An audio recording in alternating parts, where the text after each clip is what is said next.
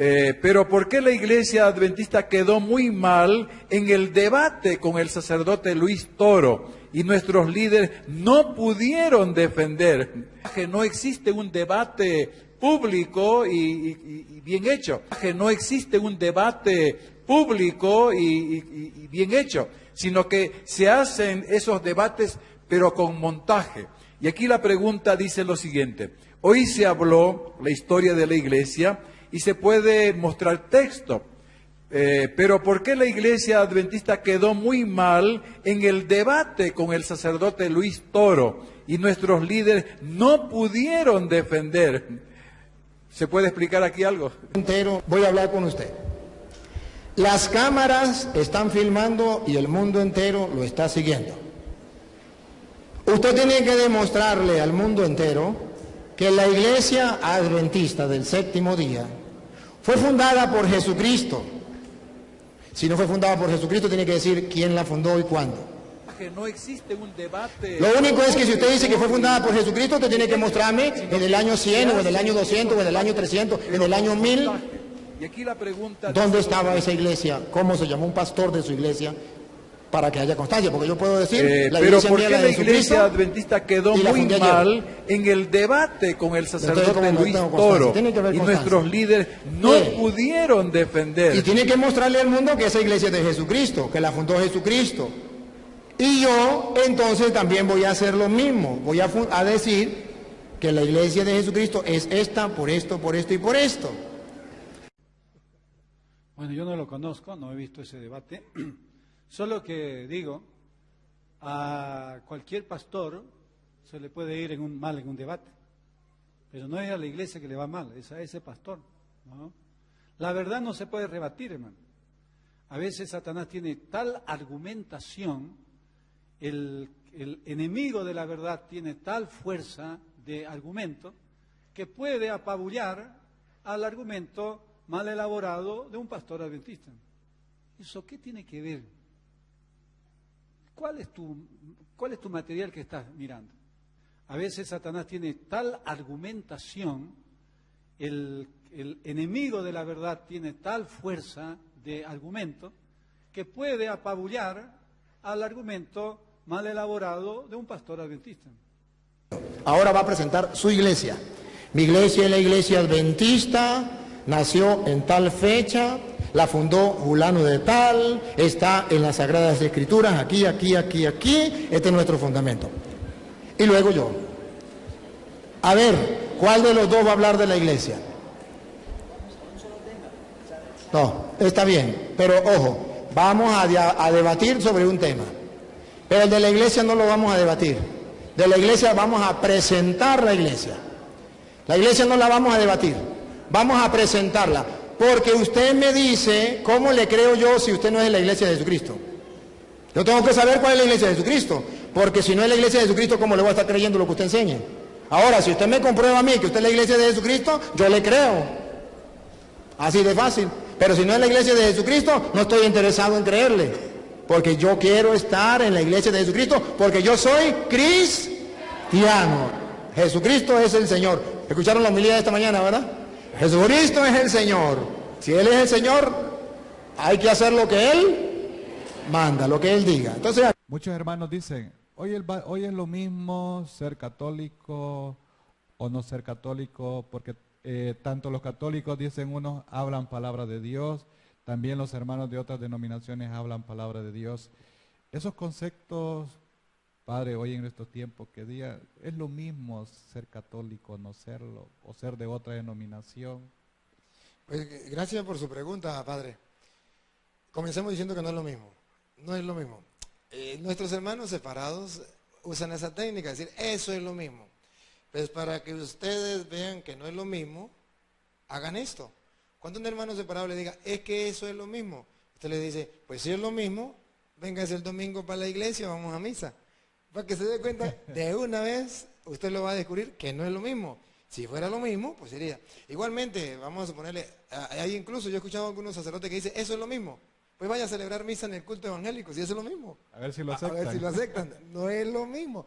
Solamente que es una manera del diablo engañar. El diablo es padre de toda mentira, lo dice San Juan en el capítulo 8, del versículo 44 en adelante. El diablo es padre de toda mentira y él utiliza la mentira para ir engañando a la gente. Si todo fuera lo mismo, pues entonces no tendría sentido, por ejemplo, que en Hechos de los Apóstoles capítulo 9, del versículo 1 en adelante, Jesucristo el Señor le hubiese dicho a Saulo: Saulo, Saulo, ¿por qué me persigue? Y él dice: ¿quién eres tú, Señor? Yo soy Jesús a quien tú persigues. Oye, si Saulo creía en el mismo Dios que nosotros creemos, si Saulo conocía las Escrituras, todo el Antiguo Testamento, que era el que existía hasta entonces, igual que nosotros tenemos. Saulo era un hombre de fe, Saulo era un hombre de buen obrar. ¿Y por qué el Señor no le dice a Saulo: Saulo, eso es lo mismo, sigan esta religión, que al fin y al cabo la religión no salva, no sirve para nada, lo importante es que crea en Dios y ya, y siga adelante? No, le dice: Saulo, Saulo, ¿por qué me persigue? Y si usted me permite, padre, vamos a utilizar las Escrituras, porque a mí me gusta utilizar las Escrituras, si me ayuda.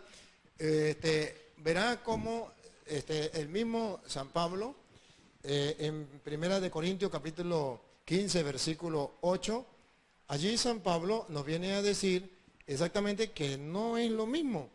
¿Por qué no es lo mismo? Porque él tuvo una experiencia con Jesucristo.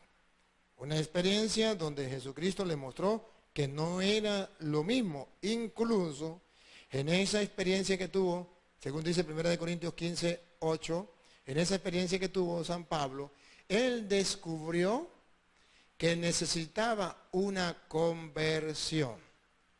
Y la conversión era salirse de esa religión que no era la de Cristo y seguir la religión o la iglesia de Cristo. Aquella persona que piensa que en cualquier religión eso es lo mismo. Entonces, ¿por qué el Señor le reveló a Pablo que necesitaba una conversión y que necesitaba integrarse a la iglesia de él?